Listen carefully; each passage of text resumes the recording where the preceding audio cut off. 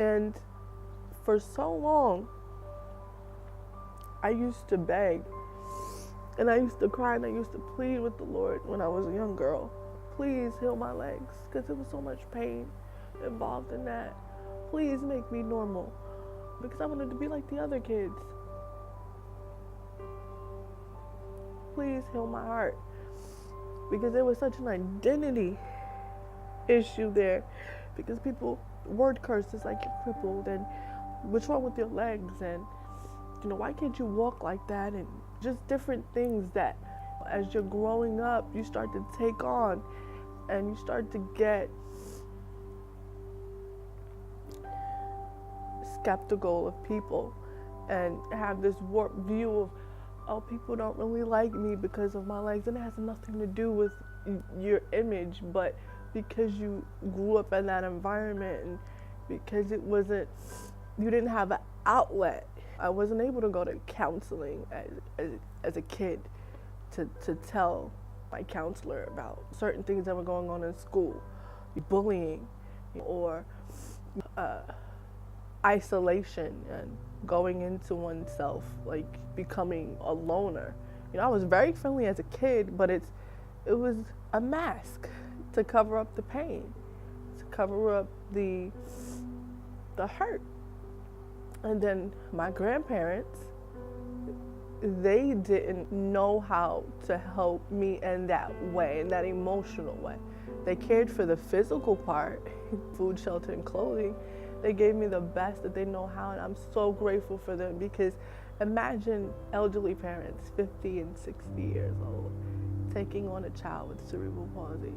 And they didn't know what to expect. They didn't know how to care for a child with special needs. But I believe that the Lord is sovereign and He is good. And they did the best that they knew how with the resources that they were given. And I think they did a pretty good job, because I'm here today with the help of the Lord. But there was some emotional issues that was going on with me that I didn't know how to work through. And for the Lord to meet that need of finally, after all those years of praying and crying and just pleading with the Lord to heal me, He did it. But He didn't do it because to prove His love for me. He did it because that's who He is.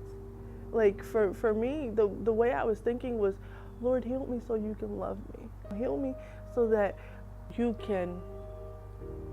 I can be like everyone else. It's like, Shakeya, I loved you before you were in your mother's womb. He said, I knit you together and I formed you together in your mother's womb. And that's one of the things that I couldn't understand. Like, how can a God who is so holy and who is so loving love someone who had a disability, love someone whose legs were crooked, love someone who has all these issues in her heart, and with rejection and abandonment, because I didn't live with my mom at the time. And there was a lot of pain there with my mom, and just with how I looked at myself. And it was just, how? Because everywhere I go, people were talking about healing and let Jesus make you whole. And everybody was so focused on the physical, and nobody could see my soul. Nobody could see my heart. And I needed someone to see my heart before they could fix my body. Fix my body. And the Lord saw my heart. And as He was doing that heart work here at Nyack College, the physical manifestation of it started to show. And the physical healing was the beginning of the emotional healing that has happened. And I'll tell you the truth, when I got healed, I was so excited. I was telling everyone. I was going around campus sharing my story of healing, telling people I was born with cerebral palsy, and then sharing how my healing happened.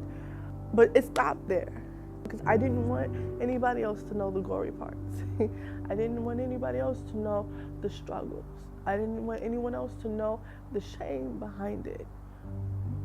Because I just wanted them to see the glory of it, to see Jesus. But I didn't want them to see the other parts.